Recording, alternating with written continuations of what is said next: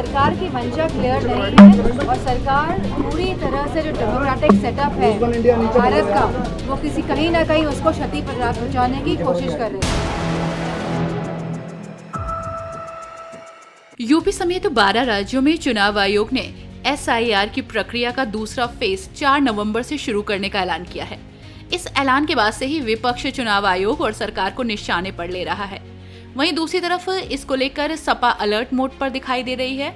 इसके चलते अब सपा ने वोटर लिस्ट निगरानी के लिए बड़ा कदम उठाया है और SIR PDA प्रहरी नियुक्त करने का फैसला लिया है, जिनका मुख्य काम वोटर लिस्ट में गड़बड़ियों में निगरानी और PDA मतदाताओं के वोट की रक्षा करना बताया जा रहा है।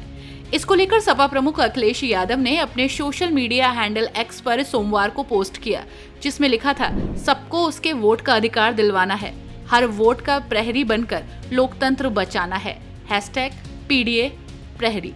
गौरतलब है कि अखिलेश यादव लगातार आरोप लगाते रहे हैं कि उनकी पार्टी के समर्थित मतदाताओं का नाम जानबूझकर काटा जा रहा है। बिहार में SIR के दौरान लाखों मतदाताओं का नाम मतदान सूची से हटाए जाने पर विरोधी पार्टियों ने इसका जमकर विरोध किया।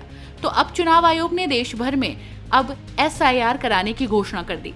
इसी को ध्यान में रखते हुए सपा ने बूथ स्तर पर SIR PDA प्रहरी नियुक्त करने की प्रक्रिया शुरू कर दी है।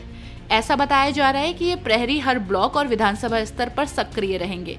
फॉर्म 6 नया नाम जोड़ना, फॉर्म 7 नाम हटाना जैसी प्रक्रियाओं की जांच करेंगे और PDA समुदायों के वोटरों के नाम न हटें, इसके लिए स्थानीय स्तर पर जागरूकता अभियान चलाएंगे।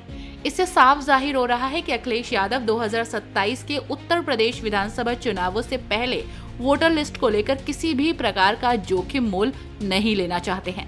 यहाँ आपको बता दें कि मुख्य चुनाव आयुक्त ज्ञानेश कुमार ने बीते सोमवार को SIR के दूसरे फेज का ऐलान किया था, जिसमें उन्होंने बताया कि ये प्रक्रिया 12 और केंद्र शासित प्रदेशों में चलेगा। इस ऐलान के बाद से ही विपक्ष चुनाव आयोग की मंशा पर लगातार सवाल उठा रहा है। यूपी में SIR के ऐलान पर सपा सांसद डिंपल यादव ने सरकार पर हमला बोलते हुए कई सवाल खड़े किए हैं।